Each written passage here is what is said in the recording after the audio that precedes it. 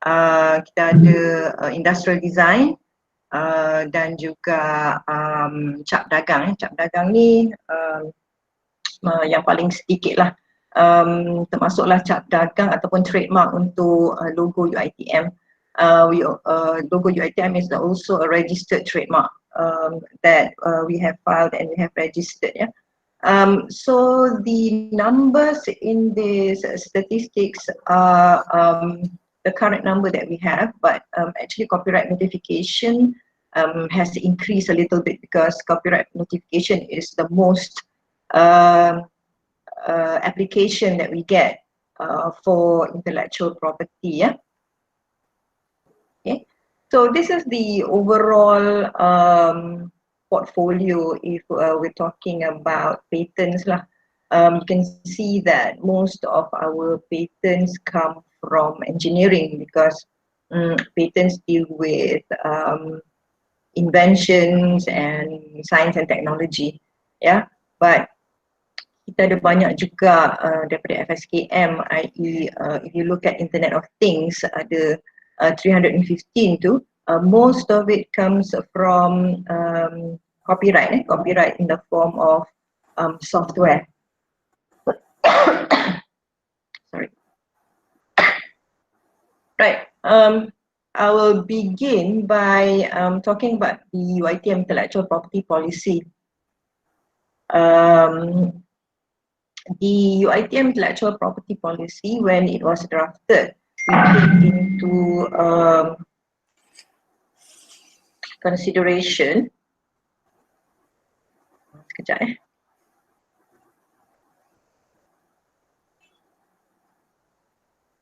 Okay, sebenarnya nampak tak slide saya ni? Okay kan? Okay. Okay. Okay Okay. Nak buat slideshow ke ataupun macam ni boleh? Terpulang kepada Puan. Yang tadi pun okay kan? Okay. Okay. So we take into consideration all the regulations under the Copyright Act, the Patents Act, the Industrial Design Act. Okay. And generally, our general policy is whatever that is created, any intellectual property that is created by staff UiTM, the owner or ownership of the IP will belong to UiTM. Okay, except for certain circumstances lah. But the general principle is the inventor or the author will be the staff, but the owner will be the employer. So whatever IP that we apply for dekat Pepadanan Harta Intelek atau MYCO, the applicant will be UiTM, okay, and hence once the IP is granted, it will belong to UiTM as the owner. Okay, later I think Dr. Rosita will talk about the distribution of profits if the particular IP is commercialized. Okay, so UiTM intellectual property application procedure untuk patent atau utility innovation, form ataupun borang boleh download dekat website Bitkom. So for patent, utility innovation, industrial design, it's in a manual form. Maknanya applicant would have to manually download the form, fill in the form and send it to us, either send it to us by hand or send it to us by email. For copyright, we have an online form where we use the IRMIS punya system. IRMIS punya system is managed by RMC, and copyright can be applied via online. So application is via online, and whatever notification after we have processed the copyright will also be notified from the online system. So whatever letters atau notification or certificates that kita akan upload dekat sistem IRMIS.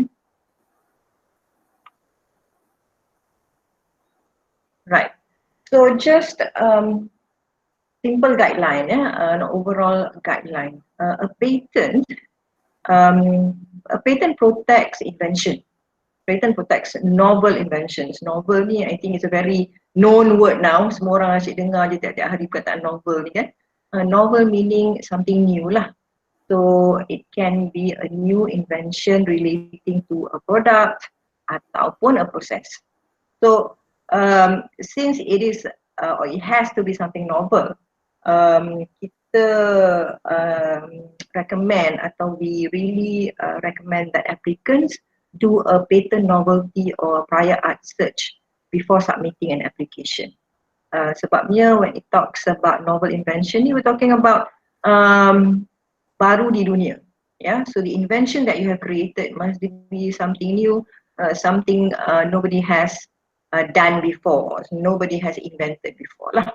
So to make sure that our invention, when we apply to MYPO, there is a high possibility that it will be granted a patent, we have to ensure that it is novel. Jadi kita dalam borang patent tu nanti kita akan bagi link beberapa website untuk kita buat preliminary novelty or prior art search before kita submit application.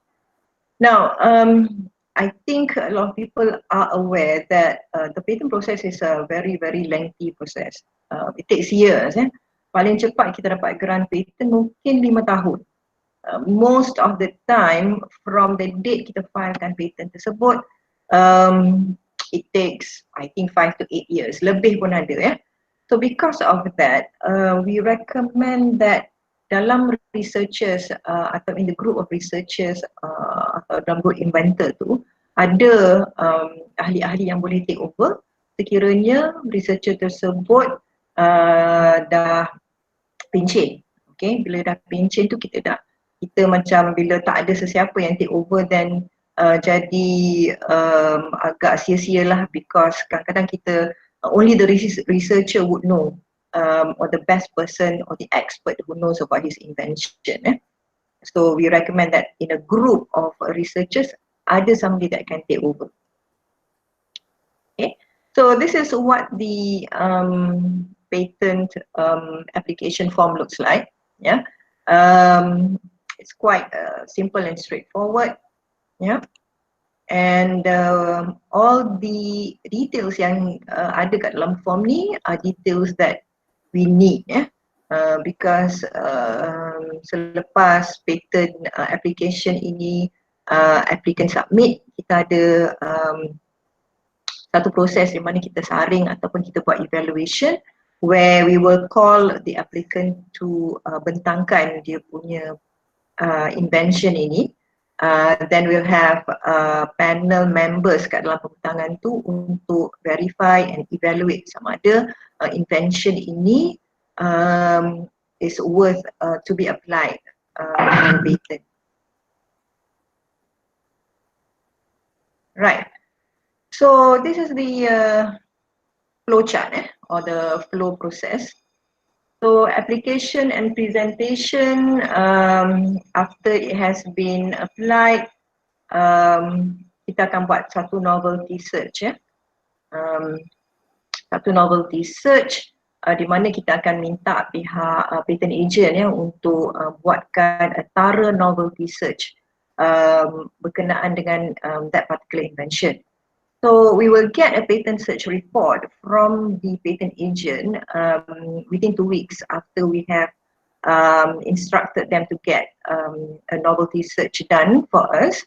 And in that patent search, the patent agent will recommend sama ada this particular invention boleh kita teruskan untuk dipatentkan atau tidak, because the patent search report that we will get from the agent, dia akan cite documents yang dia jumpa yang similar to that particular invention. If it's similar or almost the same, ada possibility that kita punya application for that patent akan ditolak. If they cannot find anything similar, literature ke, publication or apa-apa yang similar to our invention, then there's a good chance that that particular invention boleh lepas the patent process and patent grant. Okay. Now, after we get that recommendation from the patent agent, then we will instruct the agent to continue or to proceed with patent drafting. Masa patent drafting ni, the patent agent akan directly communicate with the researcher or the inventor lah untuk draft dokumen patent ni, sebab dalam drafting ni atau dalam dokumen ni, all the description, claims of the invention must be contained in that particular drafting. Okay, sesiap drafting kita akan file kepada MIPO. So this is where the process now goes to MIPO, and selepas patent filing, MIPO akan hantar notification dan agent akan bagi tahu kita untuk kita apply for substantive examination. Okay. So demikianlah dia punya proses untuk patent lah. Untuk copyright pula, copyright ni as I said earlier, memang kita dapat application copyright yang banyak. Tapi mula-mula saya nak highlight the UiTM IP policy dulu. So in our dasar harta intelek perenggan 62C, there are certain things yang kita tak proses for copyright. Copyright deals with karya atau work. So copyright covers things like karya sastra, we call it karya literary work. Literary work means any kind of writing.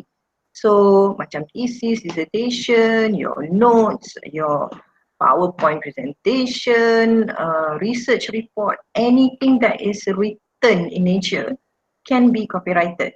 Yeah, as long as that work is original in nature. Maknanya ianya tidak diciplak dari mana-mana, tidak ditiru, ya.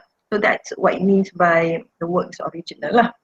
But things like thesis, dissertation, students punya final year project dan sebagainya, anything that deals with aktiviti pengajaran dan pembelajaran, sebenarnya UiTM tidak menuntut hak eksklusif untuk apa-apa intellectual property, termasuklah copyright. Jadi those things are your own personal copyright lah. So your notes ataupun students work, sebab dia ada mengena dengan pengajaran kan, pengajaran dan pembelajaran. So kita tak nak UiTM yang own the copyright, ya. So apa-apa application yang berkenaan dengan pengajaran dan pembelajaran bila sampai pada unit harta intelek, kita tak akan proses lah. Kita akan maklumkan kepada applicant bahawa karya-karya yang begini it will not be exclusively owned by UiTM lah. Okay. So sama juga if karya tersebut karya bersama staf dengan pelajar. Now if it is a karya yang or a research work that is funded by a grant, okay, then if ianya di bawah satu grant penyelidikan, then usually KPM ataupun polisi universiti ialah since it's funded by atau di bawah sebuah grant, dan kita akan proses, ya. So karya tersebut would be UiTM sebab UiTM yang fund ataupun ada agensi atau government agency yang fund that particular project, ya. But kalau karya tersebut adalah karya bersama staf dengan pelajar tanpa pembiayaan apa-apa grant, and ianya tidak berkenaan dengan aktiviti pengajaran dan pembelajaran, ya, that kita akan proses juga, tetapi peratusan sumbangan terhadap penghasilan karya tersebut must be lebih pada staff. So the percentage of contribution from the staff must be more than the student, sebab kita tak nak proses karya-karya yang percentage dia sebenarnya banyak student yang buat, ya. So kita nak, kalau if it's a student work, the student should be the owner of that particular copyright. Okay. So lagi satu yang saya nak maklumkan, ya, kadang-kadang kita dapat application where people apply for copyright for products. Kalau produk dia jatuh kepada invention ni kita apply patent, ya. Tapi sekiranya produk-produk ni berupa produk makanan dan sebagainya, copyright tak protect makanan, ya. So we cannot actually protect products makanan because copyright only protects works like literary work, artistic work, musical work, film, sound recording. So when it comes to produk makanan ni, kita ada masalah sikit nak protect bawah copyright because it cannot be protected by copyright. Yeah.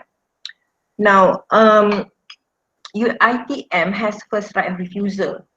Maksudnya, kita hanya akan proses karya-karya di mana it is viable for UiTM to own the copyright. Maknanya berbaloi untuk UiTM membelanjakan kos untuk copyright ataupun apa-apa IP lain, ya, to own that particular IP, ya.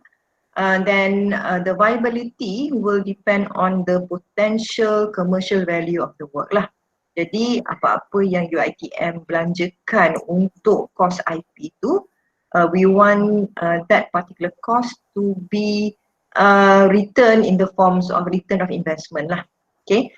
So kalau sesuatu projek ataupun karya ataupun copyright tersebut is not something which is worth for UiTM to own, yeah, then this is where the first right of refusal comes in lah. Dan kita akan kata this particular copyright atau karya ni UiTM akan serahkan kepada pensyarah ataupun staff yang the inventor or the author of the work. Maknanya kita tak akan proses tapi kita akan serahkan hak IP atau copyright tersebut kepada staff. Jadi staff tersebut boleh teruskan untuk proses copyright ataupun proses IP yang seterusnya lah.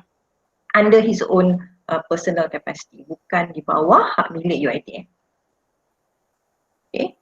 So untuk copyright, ini sistem IRMIS, I think a lot of people, most people are familiar with this, yeah. Then it's quite straightforward juga.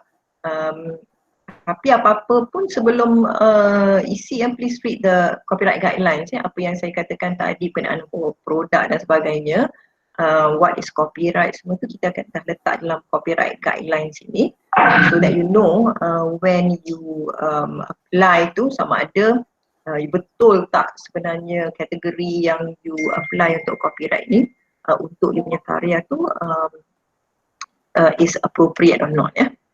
Okay. So dia sama macam kita apply untuk grant dalam sistem IRMIS, ya, lebih kurang sama. Right? And these are the members and also the other details that we need for copyright, ya. Quite straightforward. Okay. So ini dia punya copyright application punya flowchart lah. Copyright application at IRMIS from link IRMIS tadi. Then the first stage kita akan tengok viability assessment, sama ada karya tersebut ataupun apa-apa sahaja yang dimohon sesuai untuk copyright atau tidak. Kemudian kita akan tengok viability assessment, maksudnya kita akan tengok viable tak untuk UiTM yang own this particular copyright.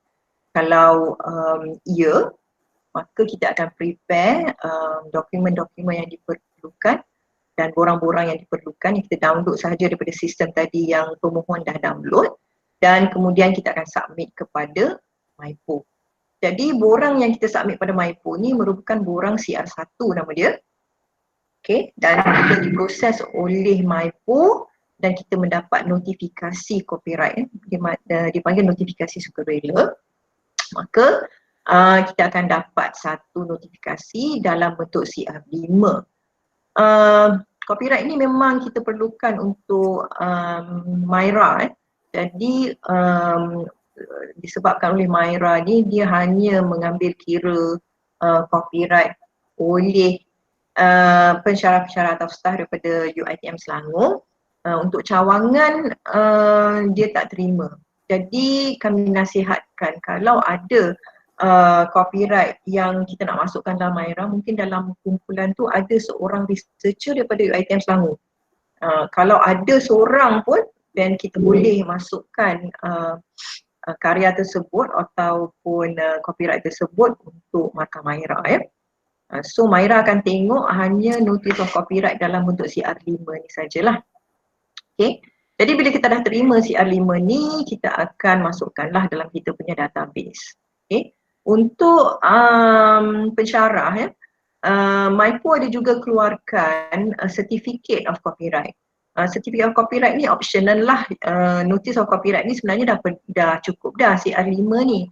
Tapi certificate ni dia cantik sikit lah. Okay. Dan kita kata optional sebab sertifikat ni kita kena bayar RM50 ya.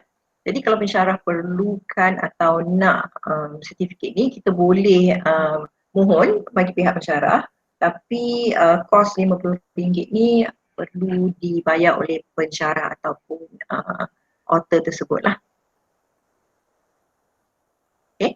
Okey, sekarang ni kita nampak semua borang-borang yang berkenaan dengan copyright ya.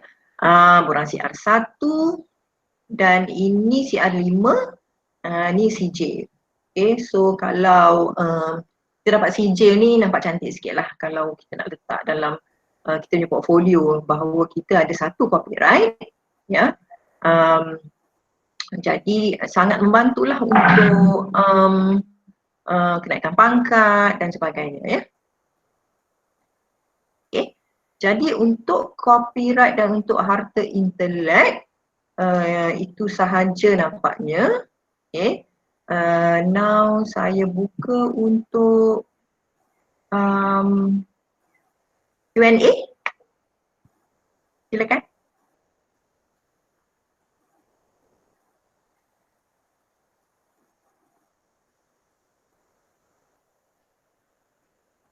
Puan. Ya. Puan, katakan kita ada satu intellectual property, dia macam copyright atau trademark, dihantar kepada Shah Alam dan diorang bagi sijil mungkin 2013. Tapi sampai sekarang, how many years yang dia macam that is our innovation, intellectual property, dari segi dia punya duration tu untuk maintenance, dengan sebab dia kena bayarkan dengan MyPo ke patent all these things. Dan adakah sekali UiTM dah approve, dia bagi satu surat tu, kita just simpan sajalah that certificate ataupun approval letter yang kata you punya innovation ni telah didaftarkan di bawah copyright. So Shah Alam hantar surat tu. So our tindakan di samping kita gunakan itu sebagai merit untuk KPI, pensyarah dan sebagainya, SKT dan kenaikan pangkat, apakah tindakan selain pensyarah? Adakah dia perlu apa disebut dari segi, saya nak tanya dia punya tempoh usia sijil itu. Okay, yang second is about let's say kan, Puan sebut tadi tentang copyright. Kadang-kadang ialah kita selalu sebut tentang who are the owner, intellectual property, antara lecturer and student. For instance, as a lecturer, that is your idea. Maknanya idea itu, intellectual property itu datang daripada pensyarah, cuma dia guna student sebagai actor, sebagai watak-watak tambahan dalam menghasilkan karya itu, karya ilmiah. Tapi idea intellectual property memang owned by the lecturer. So let's say dia buat satu prosedur, model ataupun apa-apa aktiviti yang mana dia nak standardizekan satu sistem pengajaran yang mana tak pernah dibuat orang, tapi pensyarah ni dia buat, tetapi dia gunakan student sebagai pelaku watak-watak membantu menjayakan dia punya idea tadi. So bila dia nak patentkan ataupun dia nak patentkan ini, apa akan berlaku adalah contoh dia buat dalam CD ya, benda itu diterjemahkan dalam audio, video dan dia jadikan produk. Jadi soalannya di sini, intellectual property itu adakah timbul di situ macam kenyataan Puan tadi, ada penglibatan pelajar, jadi kemungkinan terpaksa dirujuk kepada pelajar. Sedangkan idea asal tu datang daripada pensyarah, student ni pelakon saja. Okey, ataupun masa pendaftaran itu pensyarah itu dia gabungkan, maknanya dia ada macam bila orang buat research dia ada co-author yang kemudiannya yang bawah-bawah tu dimasukkan student dan sebagainya. Itu soalan kedua. Yang ketiga, ya universiti ni dia memang melibatkan costing bila dia nak di samping MyRA dan sebagainya, masing-masing universiti mengejar ranking dan sebagainya, tapi mereka juga terikat dengan bajet. Sebab itu dia tak ambil semua intellectual property untuk patentkan dan daftarkan dan sebagainya. Katakan pensyarah tu dia patentkan sendiri produk dia di bawah trademark industrial design dan sebagainya. Kemudiannya boleh tak dia macam, kan universiti dia ada apa-apa yang you buat di luar atau you patentkan, you daftar balik kat universiti. Tetapi dalam kes ini dia patentkan sendiri dekat MyPo, tapi dia tak melalui universiti pun sebab dia tengok costing. Ataupun ada benda yang universiti reject, universiti rasa dia tidaklah memberi impact yang besar, tapi dia patentkan berjaya, tapi dia maintain. Ini boleh tak didaftar balik kat universiti tapi dia punya own costing? 3 soalan. Terima kasih Puan. Okey, soalan yang pertama tu berkenaan dengan tempoh masa kan? Okey, tempoh masa bagi setiap jenis harta intelek berlainan. Kalau patent misalnya, kalau kita dah dapat satu granted patent dia expire selepas 20 tahun. Itu pun kalau kita maintain setiap tahun lah. Maksudnya setiap tahun kita ada renewal fee yang kita kena bayar. Tetapi dalam tempoh 20 tahun satu patent tu akan luput. Maknanya dia jadi public domain lah, free for everybody to use. Kalau trademark pula dia selagi kita renew dia hidup. Jadi trademark ni dia boleh wujud selama-lamanya. As long as we pay every 10 years dia punya renewal tu setiap 10 tahun. Macam copyright pula, dia punya tempoh atau duration dia lifetime of author plus 50 years. Maksudnya selama mana author, sebab karya ni dia dicipta atau dibuat oleh manusia kan. Jadi dia akan kira lifetime manusia yang mencipta karya tersebut. Setelah author tu meninggal dunia tambah lagi 50 tahun. So copyright ni tempoh dia panjang lah. Tapi selagi mana kita dikenali sebagai author untuk copyright, selagi itulah kita boleh gunakan copyright tersebut atas nama kita ataupun atas nama universiti, tapi kita sebagai author lah. Tak ada masalah. Adakah saya menjawab soalan yang pertama tadi? Ya. Okey. Itu dia punya tempoh masa lah kalau dari segi tempoh masa. Yang kedua, karya bersama dengan pelajar. Okey, dalam setiap harta intelek, sama ada patent ataupun copyright ataupun industrial design, kita boleh ada co-authors atau co-owners, co-inventors. So jadi dalam inventor punya application ataupun dalam copyright punya application, kita boleh letak semua nama orang yang terlibat untuk menghasilkan karya tersebut, tak ada masalah. Ya. Tapi disebabkan oleh misalnya copyright ni dia tak melindungi idea semata-mata. Copyright ni dia kena ada idea, lepas tu idea tu materialize into some form of work lah, some karya. Okay. And in the formation or in the manifestation of that particular karya, it could be from a few people. Ya, as long as orang-orang yang berkenaan ni contribute, mereka boleh dikenali sebagai co-authors atau co-inventors, tak ada masalah. Jadi dalam borang ataupun dalam grant ataupun sijil, kita boleh letak semua nama-nama authors yang terlibat. Tak ada masalah. Okay. Cumanya bila karya dengan pelajar ni, yang kita tak proses sekiranya karya tersebut berkaitan dengan pengajaran dan pembelajaran. Okay. So maybe kita sebagai, saya faham masalah ni kalau especially kalau kita sebagai supervisor, kita sebagai supervisor final year project and student tak ada idea, kita yang bagi idea kepada student, right? Tapi sekiranya yang menjalankan, as you say, student ni hanya sebagai actors kan. Walaupun dia actor, mereka juga yang contribute terhadap karya tersebut.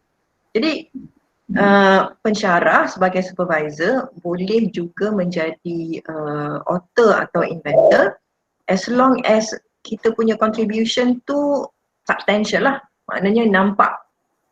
Jadi kita boleh katakan macam kita share 50-50 percentage with students misalnya, tak ada masalah.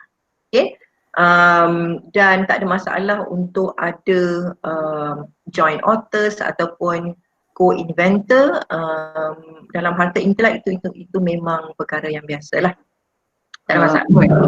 Kalau let's say saya lupakanlah pelajar sebab nanti dia ada banyak benda yang dia melibatkan innovation tu ataupun intellectual property tu.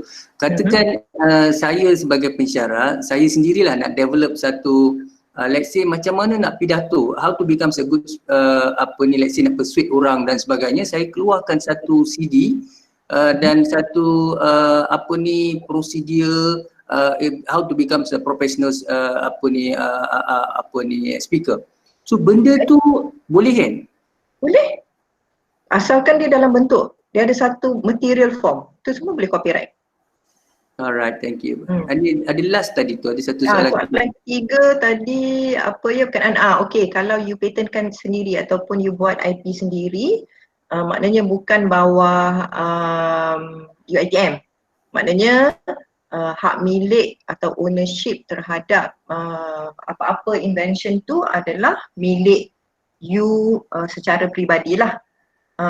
Kalau nak UiTM atau nak daftar balik pada UiTM tu, maka kita boleh sebenarnya proses dia kita kena tukar je dekat MyPo nama inventor. Okay. Tapi dia melibatkan benda-benda lain lah. Kalau misalnya you nak UiTM dan you bersama menjadi pemilik misalnya, boleh, tak ada masalah. Tapi cost dia macam mana you nak UiTM pun contribute sekali kepada cost ke macam mana ke, itu kena berbincang lah. Kalau misalnya you dah develop that particular product di bawah nama you sendiri, you can actually use it as your untuk kenaikan pangkat dan sebagainya, tu tak ada masalah. Tetapi projek yang you bangunkan sendiri tu ataupun you IP kan sendiri tu, ada tak apa-apa contribution kepada UiTM? Kalau ada contribution, maka kita boleh gunakan untuk kenaikan pangkat dan sebagainya lah. Macam konsultansi juga, kadang-kadang ada orang buat konsultansi dia tak daftar misalnya dengan UiTM. So susahlah dia nak dapat apa-apa recognition daripada universiti dari segi itulah. But you develop something on your own and then bila you nak commercialkan misalnya, UiTM bantu you untuk commercialkan. Okay, jadi kita commercialkan bersama satu produk yang you bangunkan sendiri. Tu tak ada masalah lah. Ya? Sebab as an owner of an intellectual property, sebenarnya you ada monopoly ataupun hak eksklusif terhadap invention tersebut. So kalau you nak jual sendiri, tak payah nak bagi apa-apa kat UiTM pun boleh, tak ada masalah sebab UiTM tak ada kena mengena pun dengan harta intelek tersebut. Okay, but if you want to do something and collaborate with UiTM in terms of nak commercialkan, itu tak ada masalah. Boleh je. Okay. I think untuk pengkomersialan sebab harta intelek ni kalau kita ada semata-mata ada harta intelek tapi kita tak buat apa-apa, macam tak gunalah kita pegang invention tu. If we have an IP, paling ideal ialah kita commercialkan supaya orang lain pun boleh dapat akses terhadap invention kita. Tu dia punya ideal situation lah. Soalan lain? Salam Puan Fariza. Hello? Hello, hai. Puan Fariza Farahin here. Ya. Hai Farahin. Hai. Farah just nak confirmkan, jadi setiap karya atau produk, Farahin kena kuat sikit kot, tak dengar. tak dengar? Dengar tak? Sekejap. Untuk setiap karya, Farah just nak confirmkan, untuk setiap karya atau Ha? produk yang apply under UiTM, dia akan jadi Okay. hak milik UiTM kan? Betul. Okay, so bila staff ataupun lecturer nak jual that product, maksudnya dia kena minta izin dulu dengan UiTM atau dia boleh buat macam biasa, macam Kalau dah hak milik UiTM, kena tanya UiTM dululah. ya ke? Aha. Most of the lecturer, dia orang takut nak apply copyright under UiTM sebab dia takut nanti bila dia nak buat apa-apa dengan produk tu akan ada masalah later on. So Maknanya maybe nak buat sendirilah. tak dia itulah dia tengah maksudnya most of the lecturer dia orang tengah consider whether to apply with UiTM ataupun nak apply sendiri sebab dia orang punya concern adalah bila they apply with UiTM produk tu tak belongs to them anymore. Okay. It depends Farahin, produk tu produk apa. If produk ataupun karya tu adalah karya yang related to pengajaran dan pembelajaran, then macam saya katakan tadi, kita punya polisi, kita tak, UiTM tak akan claim exclusive right. So maknanya kalau dia nak buat sendiri, dia nak copyrightkan sendiri, dia punya macam buku ke, dia punya apa-apa yang related to dia punya pengajaran misalnya, tu tak masalah lah kalau tak apply copyright dengan under UiTM pun. Tetapi kalau sekiranya dia punya karya tersebut atau invention tu dia buat masa time kerja, okay, dan juga something yang sepatutnya boleh mendatangkan manfaat kepada universiti, then mungkin polisi harta intelek kita akan terpakai lah. Maknanya benda tu sebenarnya pada hakikatnya sepatutnya milik UiTM. Then untuk benda-benda yang macam tu dia kena apply melalui Bitkom lah, yang apply jadikan UiTM sebagai pemilik. I see. Okay. Okay tak Farahin? Okay. Thank you Puan Fariza. Sama-sama.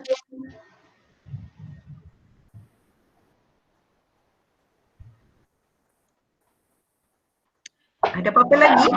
Okey, ada terbuka lagi soalan kepada Boleh, sesiapa boleh. peserta yang mahu bertanya. Ada satu lagi kan presentation kan? Ya, selepas ni kita ada satu lagi sesi iaitu taklimat tentang pengkomersialan. Pengkomersialan ni dia sangat kena mengena dengan IP lah. So dia macam sambungan kepada IP ialah pengkomersialan. Okey, kalau tak ada apa-apa lagi, terima kasih semua. Okey, terima kasih banyak-banyak Puan Fariza di atas penerangan yang cukup jelas dan terima kasih pada semua para peserta yang memberi feedback yang sangat baik dan soalan-soalan yang membantu pemahaman, penambahan pemahaman antara semua peserta ya. Okey, sekarang kita teruskan sesi kita dengan taklimat tentang pengkomersialan oleh Profesor Madya Engineer Dr. Rosita Jailani, Head of Commercialization Bitkom UiTM Shah Alam. Okey, dipersilakan. Ya, Assalamualaikum semua warga Melaka. Saya nampak ada Farahin kat sini, Cik Din pun ada, ramai. Terima kasih kepada Puan Adriana in charge this program yang jemput Bitkom. Okay, so kita start ya. Saya nak share file saya.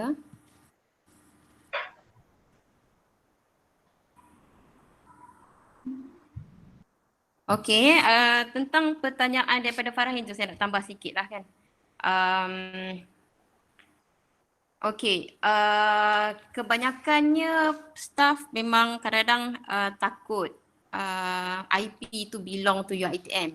Tapi kenapa diorang takut sebenarnya? Sebab kebanyakannya develop the IP, develop the technology using UiTM facility, using UiTM time masa diorang berada di office, berada di fakulti. Okay, menggunakan student-student UiTM, okay, untuk develop the IP. Then dia nak own the IP by themselves. Okay, dia etika tu tak kena lah sepatutnya kan.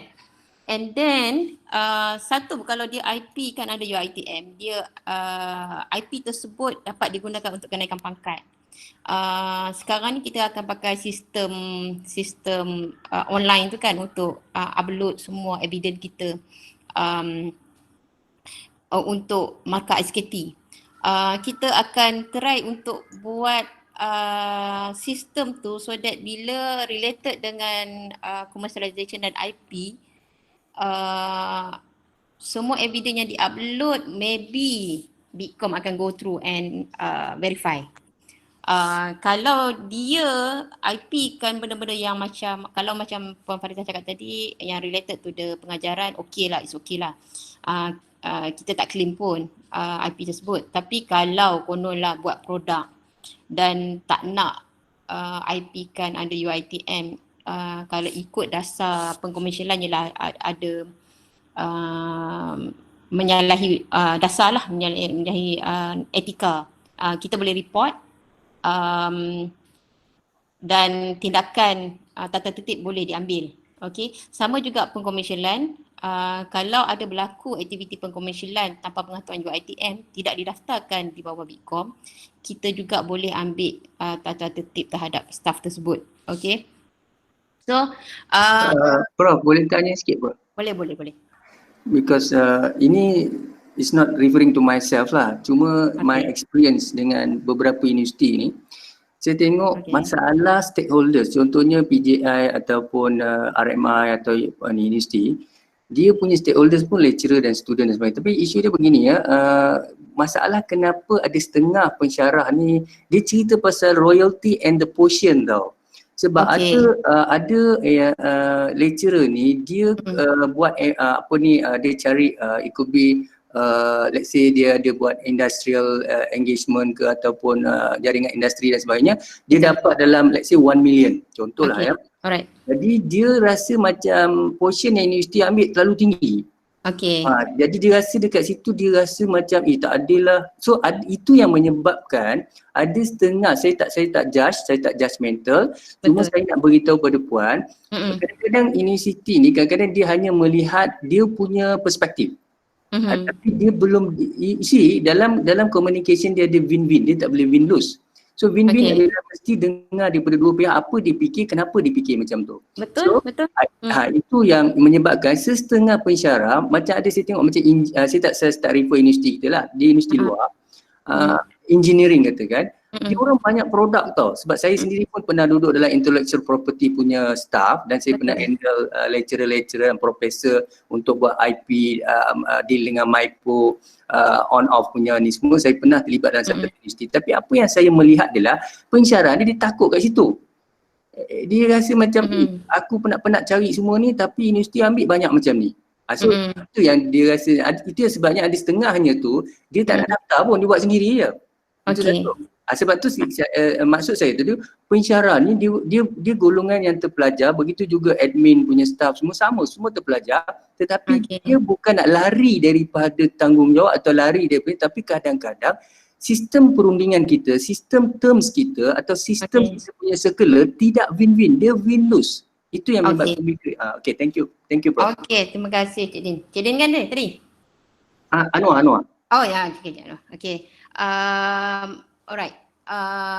Daripada explanation tu saya percayalah betul lah. Ada benda yang betul je. Ada benda yang tidak jelas di situ. Okay, kalau kata pensyarah tu takut because of dia kena share dengan UiTM, satu macam saya cakap tadi lah, dia menggunakan masa dia berada di UiTM untuk mendapatkan projek tu. Dia menggunakan fasiliti UiTM. Is it fair? UiTM bayar full gaji dan you buat kerja luar tanpa kebenaran. Okay, itu satu. The other one is dia kata kena share royalty dengan UiTM. It's not fair, not win-win situation. Adakah dia tahu portion tu berapa banyak? Lepas ni saya akan present berapa banyak portion yang kita bagi kepada penyelidik dan berapa banyak kita bagi kepada UiTM. Actually kalau you tengok the percentage yang kita share tu, sebenarnya win dekat penyelidik. UiTM tak dapat apa pun, sikit je. And then apa yang proses yang kita lakukan untuk protect penyelidik kita UiTM tu is more than apa yang you contribute, apa yang royalty yang UiTM dapat. Okay, cuma sekarang ni banyak hearsay. Bila kata oh nak share UiTM, tak payahlah UiTM ambil banyak berapa persen. Tapi sebenarnya dia tak tengok pun betul-betul, dia tak tanya pun saya, dia tak tanya pun Bitkom.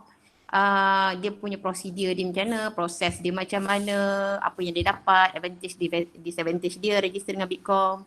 Kan?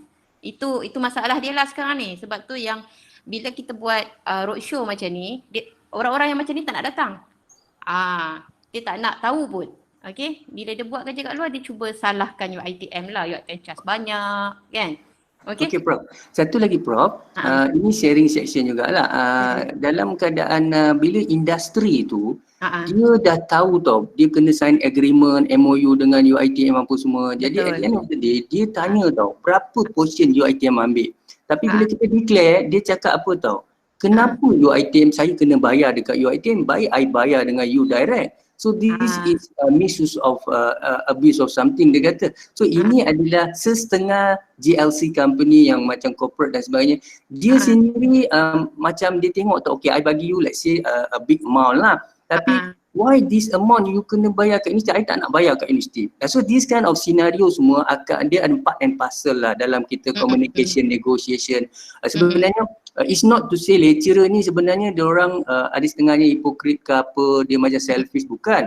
Dia ada, bila kita buat that terms dalam agreement ataupun mutual understanding ataupun communication negotiation, dia ada human being yang unique, because human being are unique. Even though dia CEO, dia professional, dia sangat-sangat berbeza. Betul. Jadi itulah yang saya sharing. Thank you Prof. Okay, baik. Pasal industri ni, okay, kalau industri besar, licensing teknologi from university to industry tu perkara normal.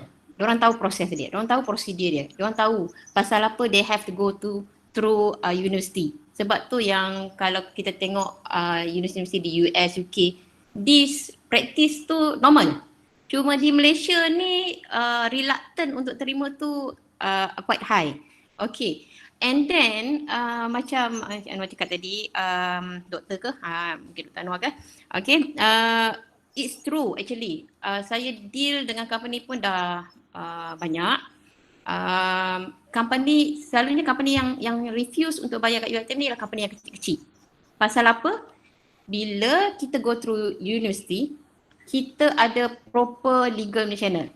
Legal akan protect kita punya IP, universiti punya IP, yang kita akan protect kita punya penyelidik. Selalunya company yang kecil-kecil ni, dia at the beginning je, dia akan pancing kita punya researcher. Once dia dapat tahu dah formulation semua tu, without any agreement, without any legal punya protection, dia akan lari. So penyelidik tu akan, dapat one off, puas hati, dan selepas dapat one off tu, company akan dapat forever the teknologi. Dia takkan nak bayar dah dekat penyelidik kita. That's benda yang penyelidik-penyelidik kita tak aware actually. Kita ada dah masuk legal punya action dah actually dengan industri because of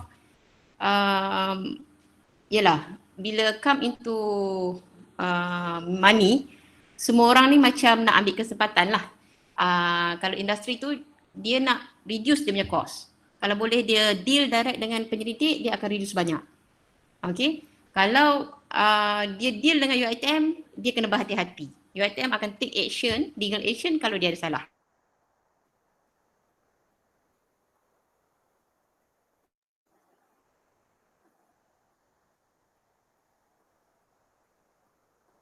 Prof, saya minta diri keluar kejap Prof ya sebab ada kelas. Sorry Prof, sorry. Thank you.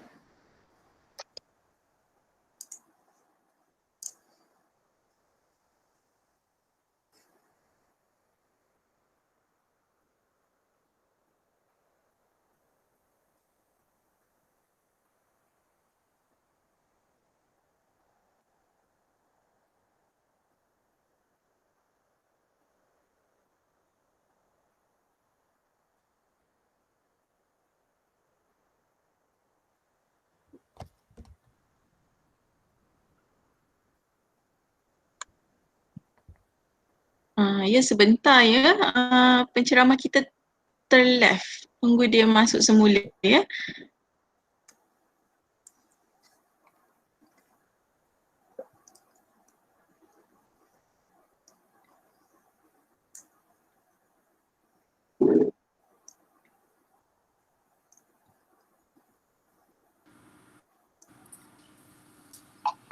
Hello, Assalamualaikum. Balik. Tiba-tiba disconnect.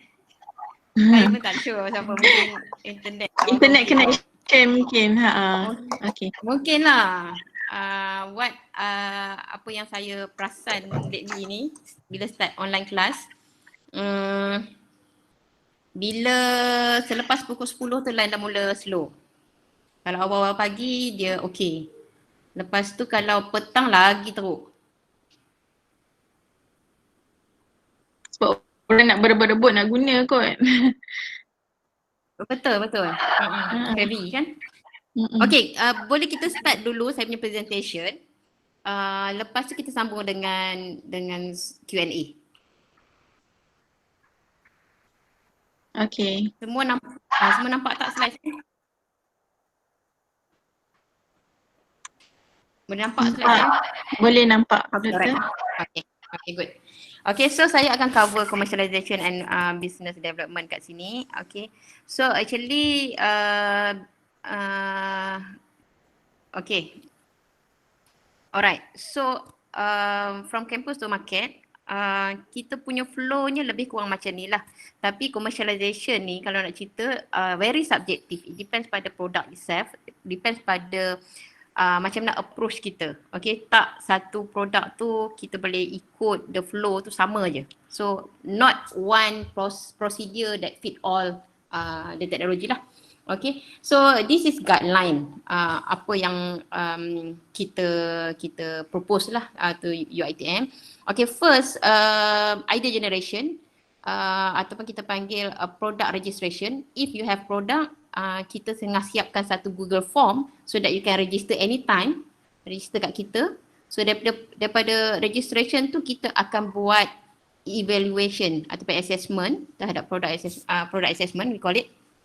Okay, daripada assessment tu kita akan tengok kalau dia tak ada IP, then kita akan suggest untuk di IP kan lah. Kalau dia ada IP, then kita tengok sama ada produk tu can be marketable or not. Okay, if that product tu kadang-kadang kita buat kat dalam lab dia tak cantik ataupun mungkin facility yang kita dapat tu is not ready to be marketed lah. Produk tu kena push sikit. Dia punya packaging maybe ataupun apa-apalah yang kita nak cantikkan dia. So if need product incubation, kita akan masukkan dalam product incubation process where kita akan cari, kalau perlukan dana kita akan cari dana lah untuk improve the product, make it ready, make it nampak cantik, prototype dia dah improve. Then the fourth stage is market incubation. Market incubation ni if kalau kita tengok produk tu sesuai untuk kita test market dulu dalam UiTM.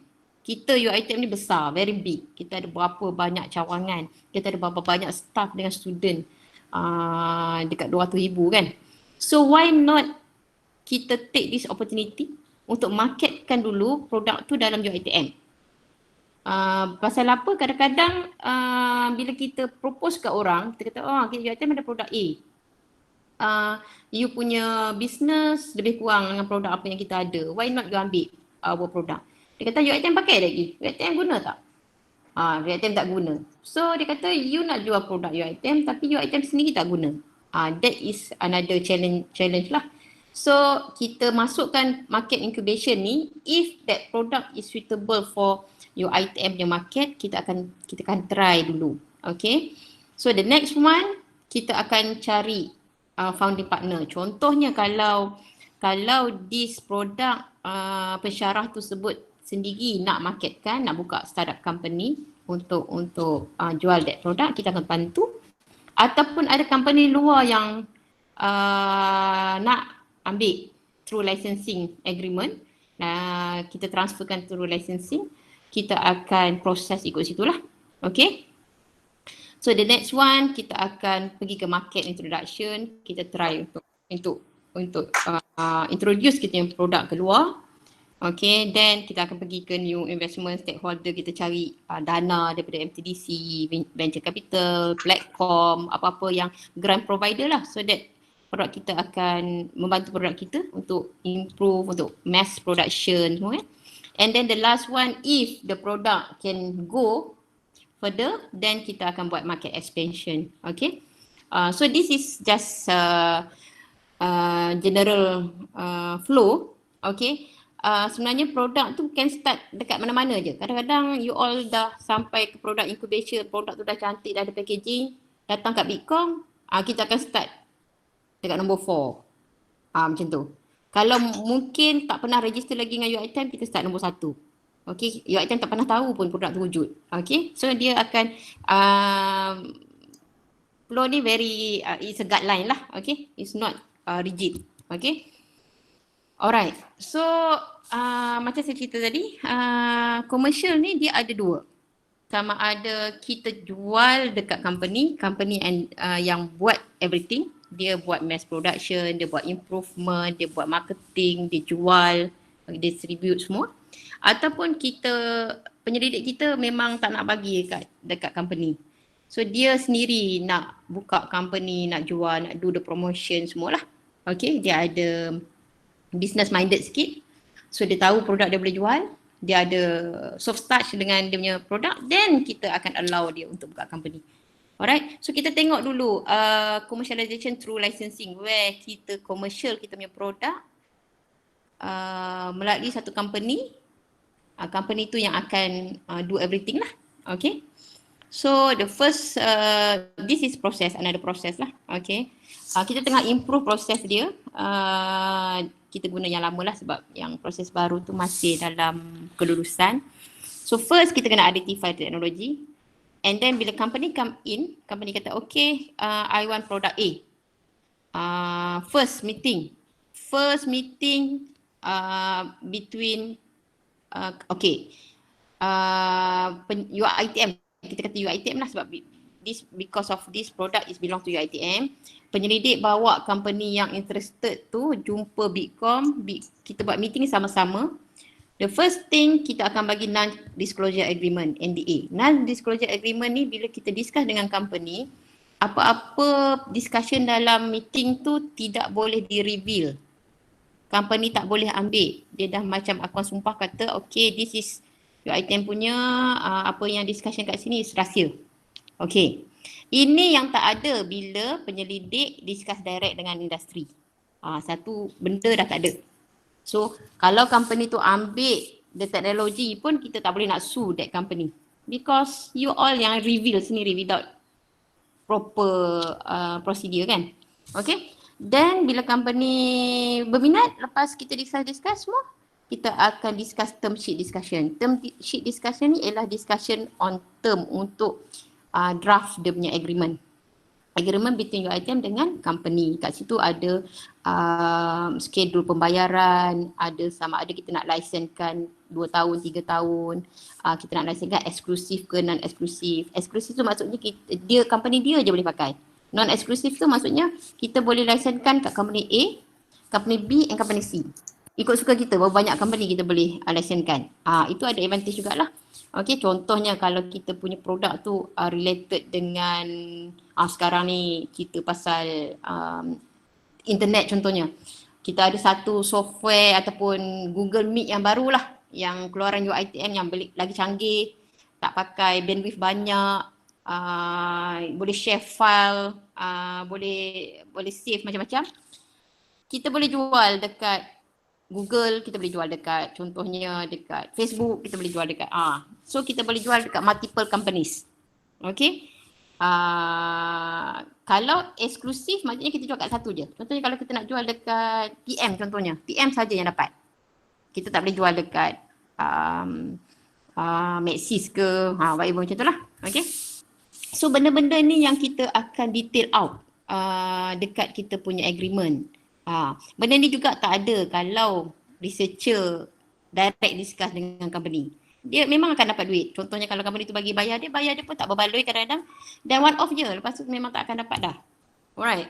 So lepas kita draft the agreement, agreement tu akan di-vet oleh kita punya legal part, and then kita akan bagi kat company untuk vet through juga. Okay, the company agree dengan apa discussion tu semua. This is all recorded punya meeting, recorded punya document. Then bila legal office both side approve, kita akan sign agreement. Signing agreement of licensing ni benda yang you boleh banggakan lah kalau you ada produk. Okay, benda ni kalau bawa masa naik pangkat memang value dia tinggi lah. Okay, ada 2-3 orang yang interview profesor kena re-interview because of dia claim dia ada produk tapi VC tanya, dah commercial ke produk? Dia kata ada, mana tunjuk proof? Tak ada. So dia akan datang 2-3 orang profesor, dah dapat profesor dah sekarang. Datang jumpa saya, Rosita tolong saya my interview fail because of masa dia tanya you claim produk ada produk ni, mana commercial dia? Tak ada. Tak ada proof of evidence of commercialization activities. Okay. So itu another credit lah to researcher. Lepas kita sign, kita akan stamp duty agreement tu. And then the last one yang UISB ni is Bitkom lah kan. UISB ni is company yang vehicle company yang work under Bitkom. Okay. So the last one, monitoring agreement and finance. Okay. Contohnya company tu tak nak bayar. Kami lah yang keluarkan invoice, yang keluarkan letter of demand, yang keluarkan macam-macam dekat company tu. Kami yang kejar. You all duduk goyang kaki je. Okay. Itu benda yang benda-benda yang kami uruskan lah.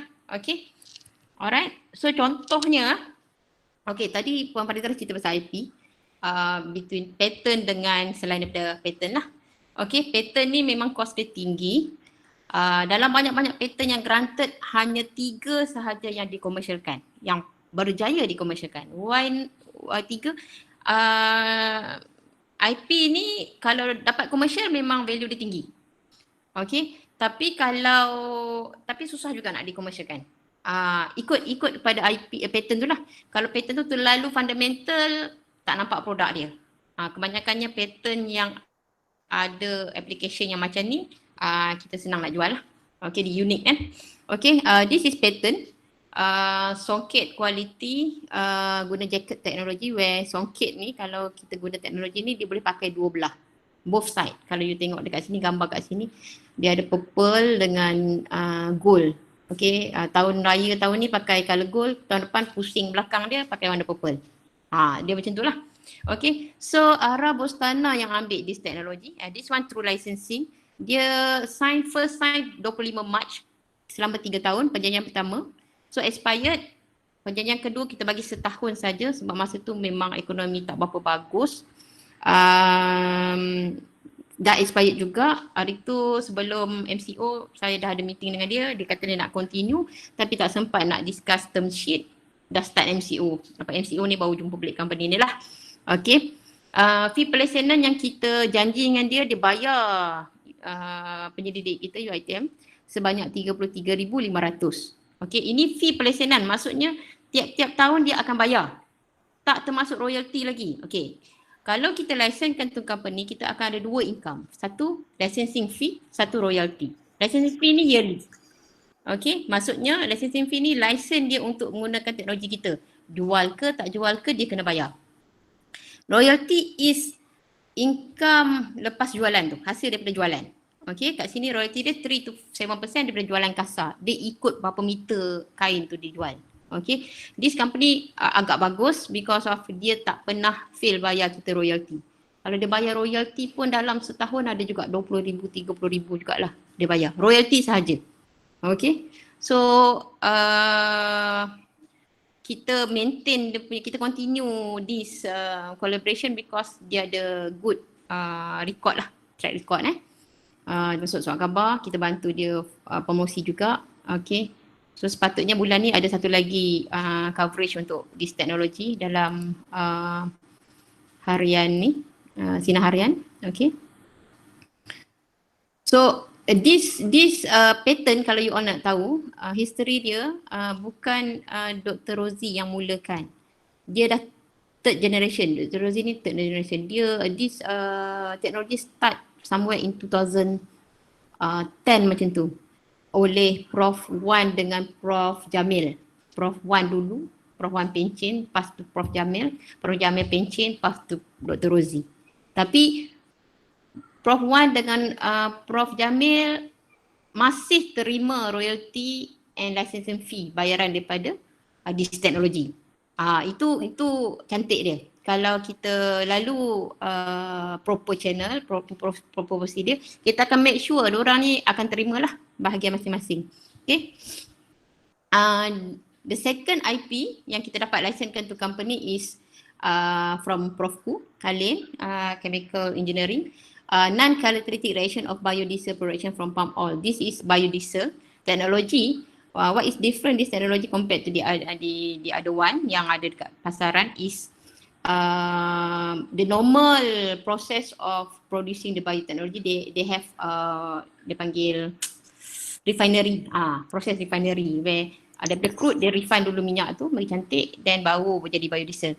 Prof Ku punya proses dia skip that refinery process. Refinery process tu yang cost dia 60% of the total cost of production of palm oil. Bila dia dapat skip this one, this technology become cheaper lah. Okay, so Jauhar Energy Sdn Bhd sign agreement 16 Disember 2016 selama 5 tahun. Fee pelesenan dia 1 juta. Okay, daripada 1 juta agak-agak you all berapa Prof Ku dapat? Berapa persen? Kalau yang tadi Dr. Anwar kata tak win kepada researcher, berapa persen? Sebenarnya 1 juta tu Prof Ku dapat 80%. 800,000. Okay. 200,000 sahaja pergi ke UiTM, bukan 200,000 solid pergi ke BCom. Nanti kita tengok pecahan dia macam mana. Okay. Alright. So Prof Ku juga jual lisenkan dia punya teknologi untuk menghasilkan antioksidan dan hydrosol from biological inoculant gaharu. So gaharu ni dah pergi ke Menteri Kesihatan hari tu yang masa press conference tu, tapi dia tak bahagi pas gambar botol tu. So botol ni masuk dalam plastic bag, so tak nampak air gaharu tu. Okay. So this technology has been licensed to Eaglewood Ventures 2017. Okay. Fee pelesenan yang dibagi ialah 20k dan royalty sebanyak 5% hasil jualan bersih. Alright. So ada masuk TV, yang ni kita tolong promote masuk TV. Bulletin utama tu. Of course of iklan ni 40k lebih kurang. Okay. So the third IP yang tadi, this one is not IP yang air gaharu ni, this is kita IP kan under, it's not patent, kita IP kan under trade secret. Okay, secret, siapa pun tak tahu macam mana air tu dihasilkan. Apa yang special air ni dihasilkan, dia punya kandungan kandungan air tu lebih tinggi dan air tu lebih bersih compared tu air suling yang biasa diorang buat dekat dapur biasalah. Okay. So the next one daripada Prof Associate Professor Dr. Husin. Dia buat skru gigi daripada Nitium Teknologi. Okay. Skru gigi ni kalau satu batang normal current teknologi cost dia harga 1,000 lebih. So dia guna titanium alloy, nickel titanium alloy. This is special material. Material ni kalau kita bubuh kat gigi, dia punya properties is similar dengan kita punya tulang. So bila bubuh kat gigi, tulang tu akan macam accept the screw ni and then integrate sekali. So dia lebih pegang screw ni lebih kuat lah. Kalau compare dengan current teknologi tu, bila boleh ada infection kalau tulang kita tak accept benda luar kan, benda asing kan. Okay. So kita sign 22 Januari, 60k dia punya free pelesenan. This teknologi juga kita dah PCT kan di Korea. Maksudnya patent di Korea because of Nitium ni, Nitium Sdn Bhd ni dia dapat grant daripada Korea. Diorang dalam stage animal testing dah lepas, sekarang dalam stage human testing lah.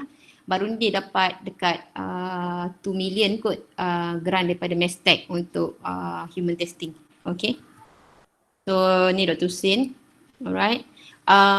This is another produk daripada Sarawak, Prof Kong. Dia buat tepung daripada kulit pisang. Okay, Banana Tree ni ialah company yang ekspor keripik pisang ke China 1-2 tan sebulan. So apa yang diorang hadapi masalah ialah nak buang kulit dia tu. Cost nak lupuskan kulit tu lebih tinggi.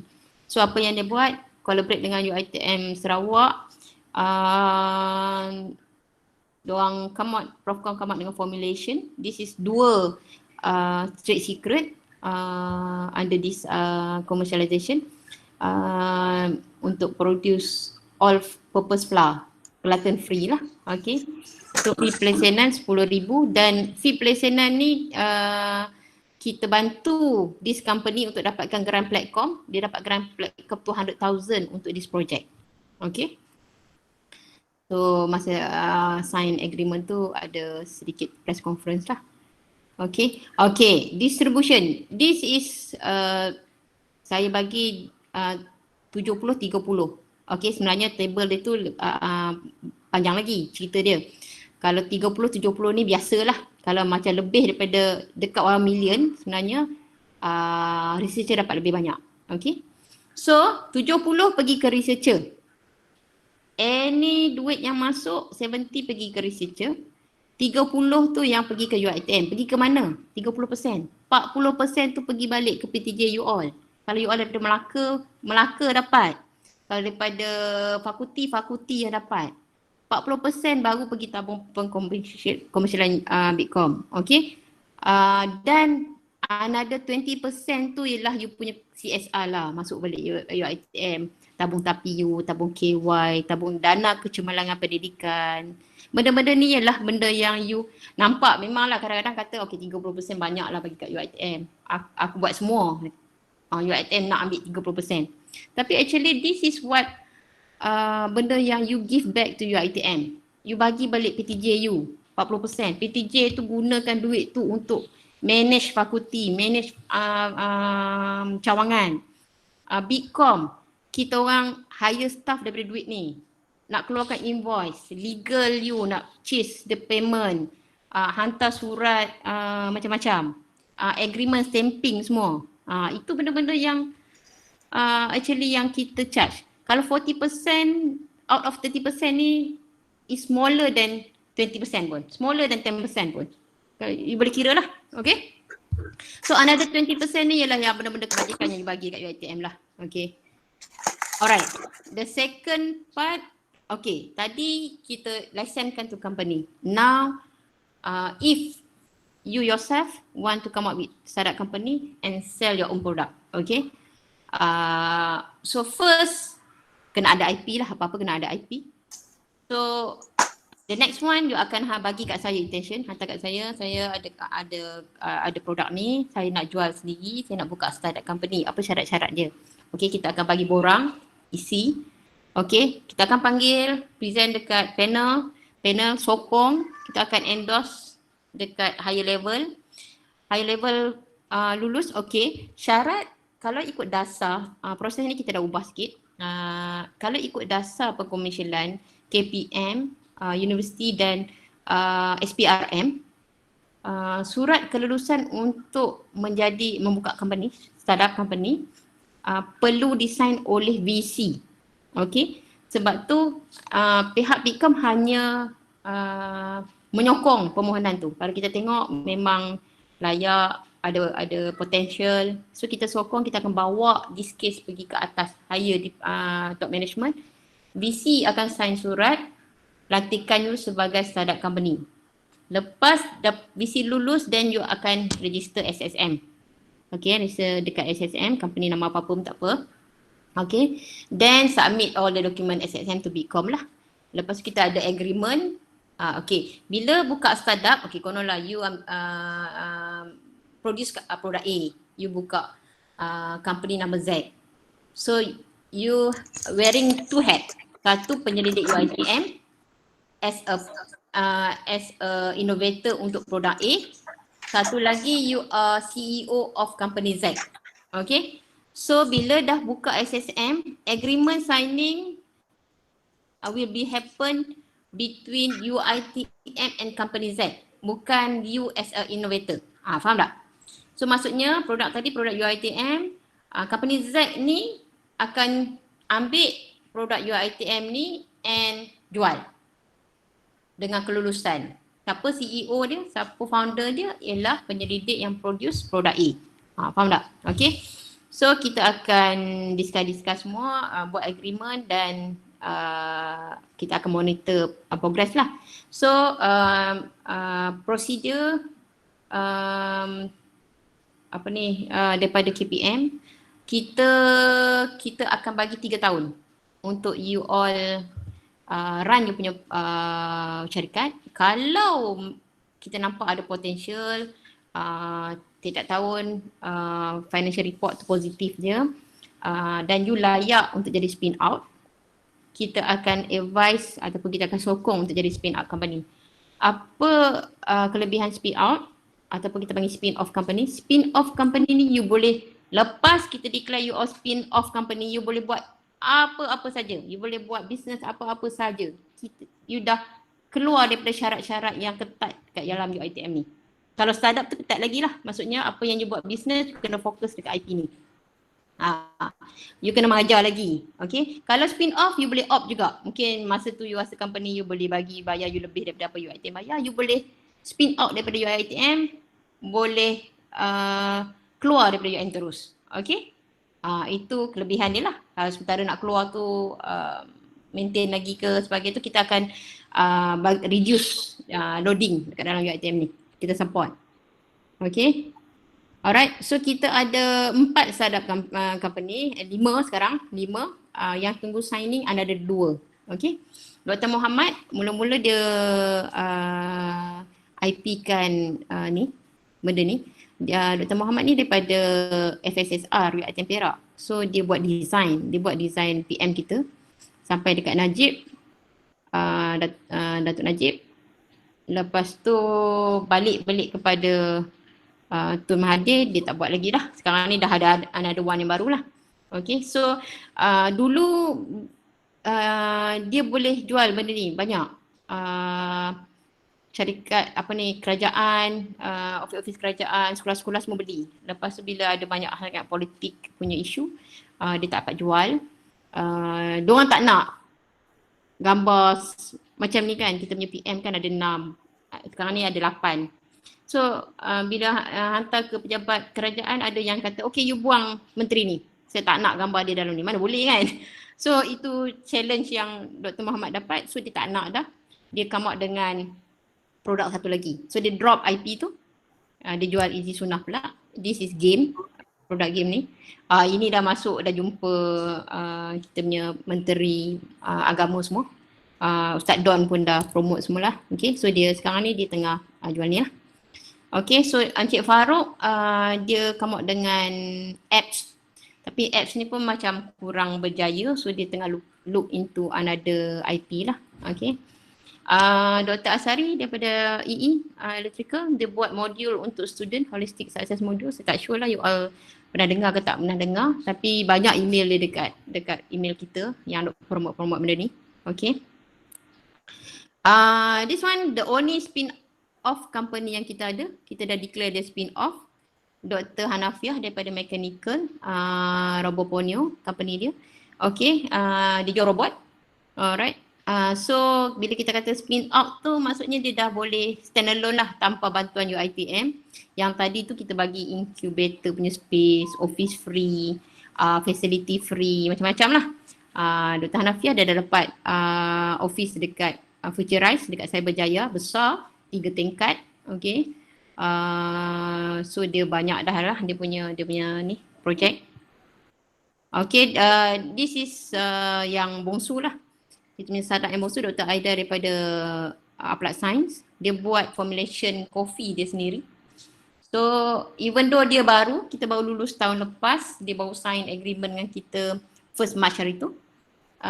Dalam masa 6 bulan dia punya sale dah 40,000 So dia very fast. Dia juga salah seorang yang berjaya pergi UK bawah program ILF tak salah saya, Innovation Leadership Foundation ke whatever. Okay. Okay, Dr. Khairul Asfar, this one tak sign agreement lagi tapi kita dah sokong lah dia punya startup company. Kita sokong saja, belum lagi sign agreement apa-apa. Dia buat biskut yang ada algae. This is energy biskut. Okay. Prof Zaki daripada I Promise, dia buat testing kit untuk DNA. This one dalam proses signing. Kita dah siap draft agreement semua, tinggal tunggu feedback daripada legal. Okay. So kita juga Bitkom bantu produk-produk yang perlu, this is product development. Okay, this company datang dekat Bitkom kata dia nak formulation gula-gula yang ada active ingredient sekian-sekian. So saya cari researcher yang berpotensi untuk hasilkan dia. So this team come from Applied Science. All extraction and toxicity test of the active ingredient tu kita bagi dekat chemical engineering.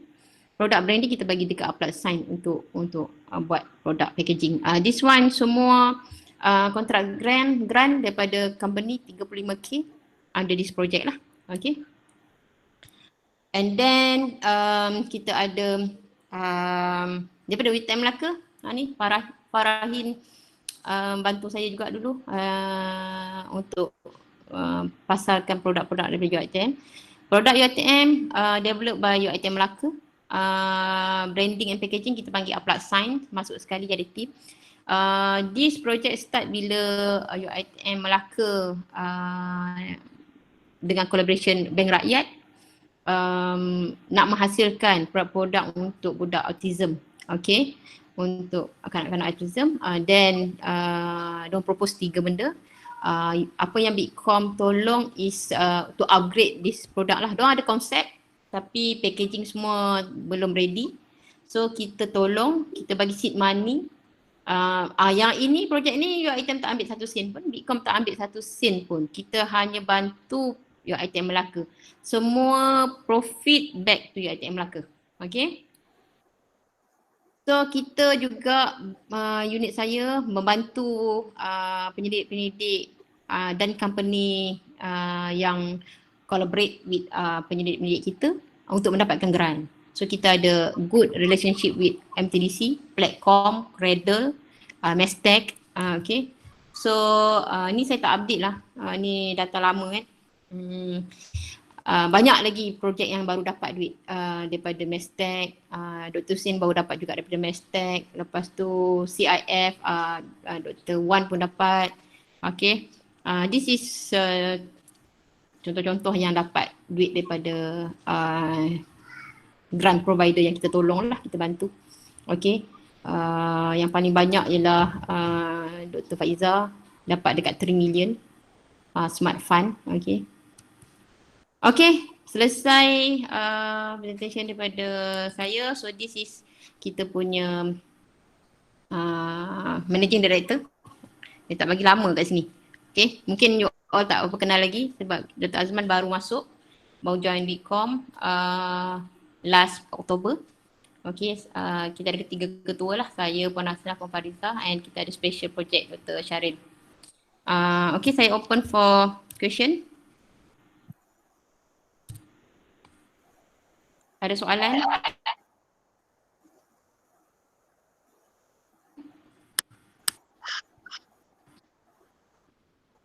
Baik, silakan jika ada apa-apa soalan berkaitan dengan commercialization daripada para peserta. Good morning, Dr. Rosita. Sorry to join. Hi, Mr. Andrew. Yeah. Happy to see you here. Oh, okay. Because Encik Anwar invited me, so I just got. Alright. Sorry, I'm unable to attend the Monday session because I got class. Okay. That is good. Really a good program. So I hope I can join some other time. We have the last session, session 4 next week, Monday also. Monday also. Same time. Oh, Yeah. I see whether I can skip my class or maybe I can see how. I would like to invite everyone kat sini lah. We have program di MTDC. Nanti saya pass poster dekat Puan Adriana. Nanti boleh pass dekat partisipan kan? Boleh Puan. Boleh Doktor. Kita ada Isnin depan, Jumaat ni pun kita ada. Jumaat ni quite interesting juga. Kita ada speaker daripada Vin Capital. Dia akan cerita macam mana nak dapatkan dana daripada venture capital. Okay. So if you have intention to open up your own startup company, this is a good talk lah. Alright, thank you. Okay, Mr. Andrew, any question from you? Not much, but I just happy to meet all the lecturers. Alright, and please go for patent. I want to share something with all the lecturers in Melaka. Okay. If you don't mind, I use this platform. So patent something that is very interesting, right? From Bukati Hotel, Lanjongan, Puncak Alam campus, and Dr. Rosita helped me a lot, and including Puan Fariza. Yeah, thank you, Mr. Andrew. It's really a crazy time during the patent process. It's a very process. I undergone it, and Dr. Rosita gave me a lot of encouragement, and Puan Fariza also. I had but that. It's a good experience, right, Mr. Andrew? Yes, it's a very long process. Long process, but good, very good experience. A very good experience, and until to the point where you can register with my IPO, that is the achievement. Right. So do not stop where you are. Just proceed until you get the register with my IPO. Then you will feel your accomplishment. You have already accomplished something. Right? Yeah. It carries a lot of mark for your promotion. Yeah. Definitely. True. Exactly. And something that you can proud of. Just to inform Dr. Rosita, I just got my pensyarah kanan 2 weeks ago. Congratulations to you. So that's why that is proven that once you take your patent and you can go beyond your pensyarah kanan, you can do more than that. Yeah. So that's what I wanted to share with all of you. Do not stop where you are. Go for competition, all right? And then make sure that everybody knows your product. Once people know your product, then UiTM will be able to pick up. Do not think about sharing how many percent you will be getting. I never thought about that. What I'm thinking of, how I want to show my product to the industry and make sure that you got continuously engagement with the industry that you are in. Yep. Once the industry support you and give you the green light, that is the biggest achievement. Right? Do not. I never think of, okay, how much profit that I'm getting, 70%, 80%. I never think of that. Once industry recognize you, you hit the jackpot. Nothing more, nothing less. That is what I wanted to emphasize. All right. Then other than that, all right, you also be able to realize your goal. You know, I always tell my student, how are you going to add value to your degree? How are you going to add value to the post as a lecturer? Add value. Everybody can teach. Everybody can do research. But how are you going to add value in a more tangible form? To tangibilize it, to tangibilize your product. That is very important. We can teach from the textbook, but how are we going to tangibilize it? That is the biggest challenge that we need to overcome. Once you be able to overcome how to tangibilize your product, then I am sure you are heading the right direction.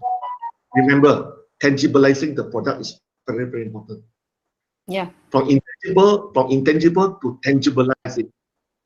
Then there's something that you can be proud of. Okay, so that is what I wanted to share my experience. I started from 2014. 2014, I went for competition. Then finally, I meet Puan Farisa and 2017, 2018, until now, I still drop by to meet Prof. Asman. I met him several times. You know, once he joined PCOM, I also went to meet him. Right, so we have quite a number of discussion with him. So I'm quite a familiar face in. Previously they called Ribu, now they changed to PCOM. Yeah.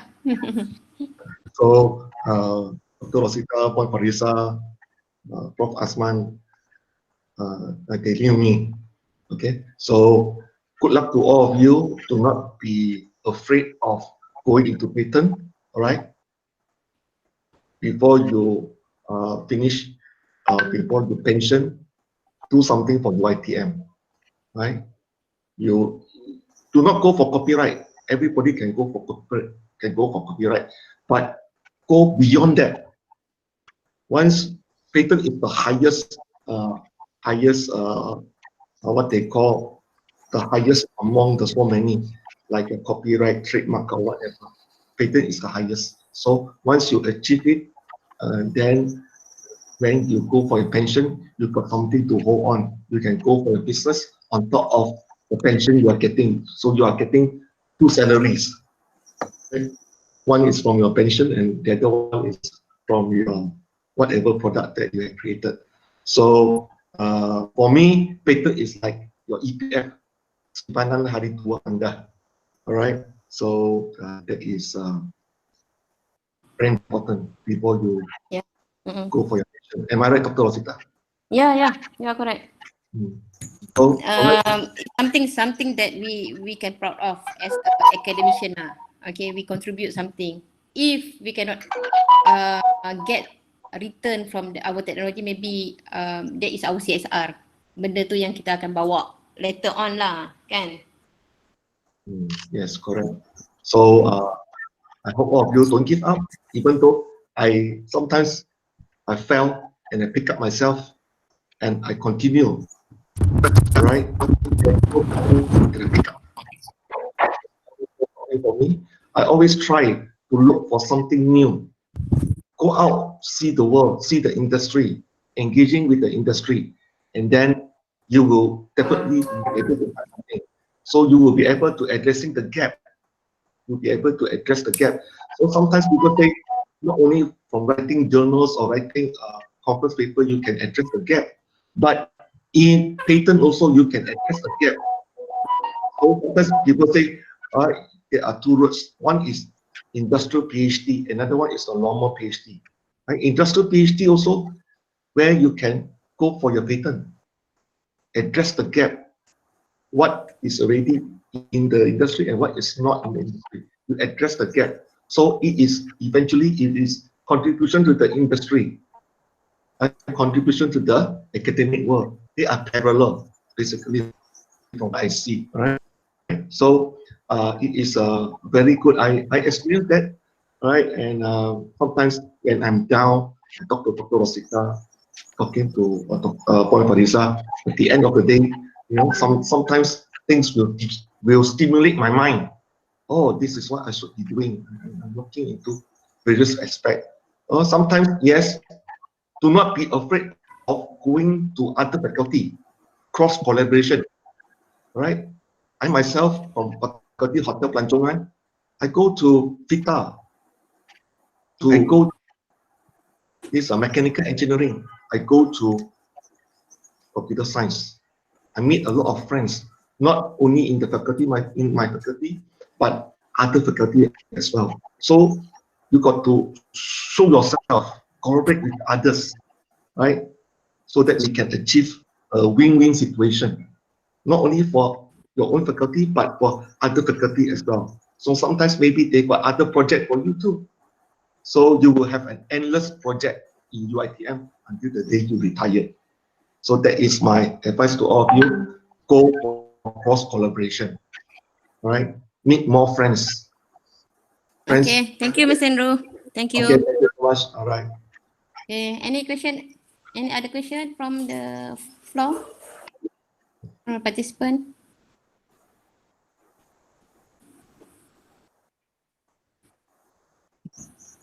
Ada soalan tak? Mungkin ada intention nak buka kadar. Ya, buka pada soalan kepada para peserta. Mungkin peserta ingin menanyakan soalan tentang perundingan ataupun harta intelek sebentar tadi dan ini pengkomersialan. Ada apa-apa lagi ke? Tak ada Saya share satu isu lah. Okay, ada ramai juga yang datang dengan saya tanya boleh tak diorang buka company untuk company training. Company yang untuk menjalankan training lah. Okay, company kalau kita kata company untuk menjalankan training, actually you as a lecturer kat sini yang buat kerja luar yang nak train dan charge. Dia punya nak buka startup untuk training ni tak sesuai lah because of kita tak ada IP on the training, kecuali kalau you ada satu modul yang memang macam Dr. Asari itulah, satu modul yang sangat hebat dan acceptance daripada luar pun tinggi. So you can come out dengan satu startup company untuk jual modul tu saja, untuk jalankan modul tu tersebut saja. Tapi kalau let's say you nak buka company, nak buat macam-macam, nak buat training, nak buat conference, nak bagi talk, nak buat ajar robotik, lepas tu nak ambil projek-projek consultancy dengan company-company lain. Benda tu sebenarnya dia dah duplicate consultancy punya aktiviti. So mungkin kita tak benarkan lah perkara-perkara macam tu yang berlaku. Sebab you tak ada, you jadi macam satu company di luar. Okay, dan apa yang you nak buat, benda-benda yang tu boleh diregister bawah consultancy, tapi you nak buka company, you nak grab semua. Benda tu yang kita tak benarkan lah. Okay. So dia dah jadi macam you ada dua kerja lah, satu kerja kat UiTM dapat full gaji dan you nak buka satu company yang dapat full juga. Okay, tak contribute langsung ke UiTM. Sedangkan projek-projek itu boleh melalui consultancy. Itu antara pertanyaan yang selalu orang tanyalah kalau nak buka company startup ni. Ada lagi yang soalan? Boleh tanya juga, Bang Farizah pun still here. Assalamualaikum, Doktor. Salam ya Cik Din. Okey, terima kasih. Cuma nak share lah. Okey. Tadi ada puan present tentang MOF yang perlu didaftarkan di COM ya. Ini baru lagi ke atau dah lama dah? MOF bawah konsultasi dah. Pernah Di bawah coding yang ada kod. Kod bahasa di mana dulu kita tak boleh nak masuk sebut harga dan sebagainya tanpa ada MOF punya certificate kan? Betul. So now kalau go through BCom maknanya setiap cawangan yang ada produk boleh melalui BCom lah untuk dapat masuk sebuah harga tu. Boleh, tender boleh. Tender Puasna. Boleh. Maknanya kalau kod bidang tu kita ada, staf cawangan pun boleh masuk tender. Mana direct through BCom lah. Dengan BCom. So, betul. Sama BCom sebenarnya. Menggunakan sertifikat kita. Ya. Okay. So yang kedua, satu lagi bagi pensyarah yang nak ada pencen ni macam mana Kalau kan ada lebih tak sampai setahun lagi nak pencen. So boleh ke dia join to contribute melalui BCom. To market dia to merge dengan industri. Maksud Encik Din kalau nak bid tender ataupun sebut harga luar UiTM, gunakan UiTM ataupun di luar menggunakan BCom. Okey. Ya, tapi kena collaborate dengan industri. Okey, tapi kalau boleh kan Puan Hasnah kalau dalam tim tu ada permanent staff lagi yang masih dengan UiTM. So sekiranya katalah you sebagai ketua projek and then bila dah pencen tapi projek tak habis lagi, lantik pengganti sebagai ketua projek tapi you masih boleh jadi sebagai ahli lah. Okey, masalahnya pengganti tu tak ada. Itu dia punya masalah dia yang willing to take this responsibility lah, kan? Betul. Di UiTM Melaka ni, tapi sayanglah seperti mana yang doktor pun tahu kan, kita ada produk. Dulu kita dah dah sit down dengan Prof Hasman dan sebagainya. Tapi malangnya kita punya constraint tu ialah in term of financial dan sebagainya lah. Ya, to go for manufacturing and commercialization. So kalau boleh kita kena linkage dengan industri lah. Tak perlu nak kita keluarkan financial yang banyak kan. Betul. So apa yang saya nampak peluang tu adalah ya. Kalau ada yang willing to take this responsibility to continue this project, alhamdulillah. Jadi satu income lah pada UiTM Melaka ataupun UiTM keseluruhan lah pada BCom. Boleh Cik Din cari seorang. Ya, insyaAllah. Saya cuba. Okey, insyaAllah. Okay, Doktor. Terima kasih, Doktor. Sama.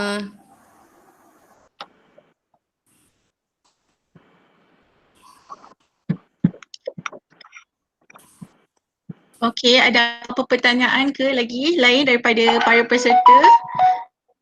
Sebelum kita akhiri sesi hari ini, mungkin ada sesiapa nak kongsi apa-apa ke? Saya mendapat feedback yang sangat baik daripada para peserta lah yang join ni, kata sangat bermanfaat ilmu yang dikongsikan.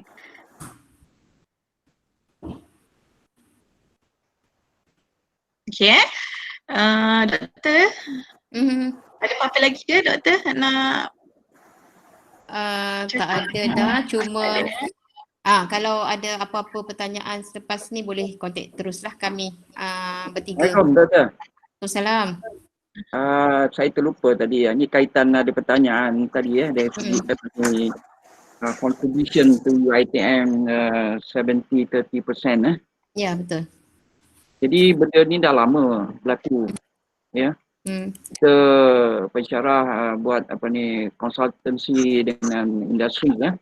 Saya ingat saya terlibat semenjak tahun awal 90-an lagi Jadi benda ni tak ada masalah yang sebenarnya. Malah dia melicinkan lagi kita punya operation lah. Ya, betul. Membantu lagi, ya, membantu kita punya pensyarah sebab kita pensyarah mana ada duit dana untuk mulakan projek kan. Betul. Jadi saya rasa itu tak ada masalah lah. Saya agree lah kalau 70-30% tu I think reasonable lah. Ya, macam projek yang tadi saya bentangkan yang Air Gaharu tu kan. Nampak dia bayar kita 20k. Sebenarnya kita bagi geran kat dia untuk come out dengan dapur semua tu ada 29,000. Maknanya tak untung mana pun. Kita keluarkan 29,000, kita dapat 20,000. 9,000 lagi masih kita spend untuk improve kita punya produk. Benda-benda macam tu lah sebenarnya tak untung, tapi kita nak encourage kita punya inilah aktiviti ni kan. Ya, betul. Okey, itu saja Doktor. Terima kasih. Okey, terima kasih.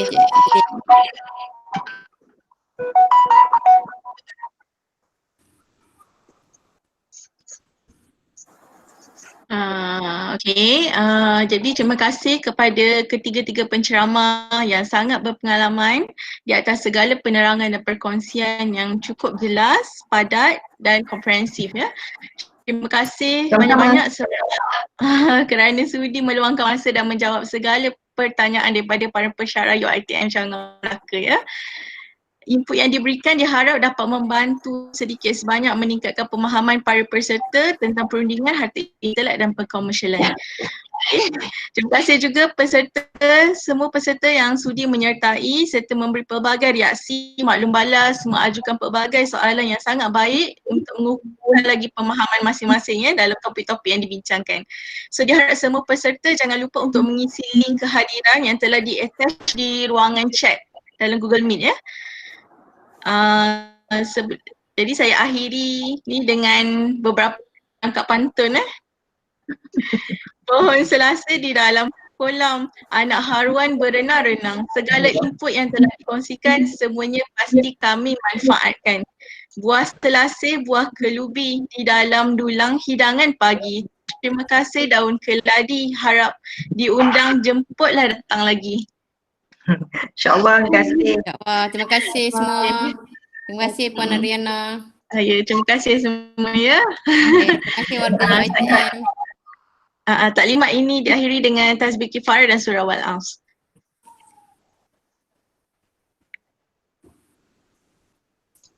Amin.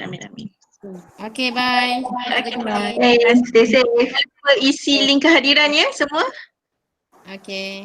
Okay. Lepas ni lunch kan? Terima kasih. Lunch kat mana? Lunch kat rumah masing-masing. Terima kasih. Selamat menyambut. Thank you. Okay, selamat Ramadan semua. Terima kasih. Terima kasih.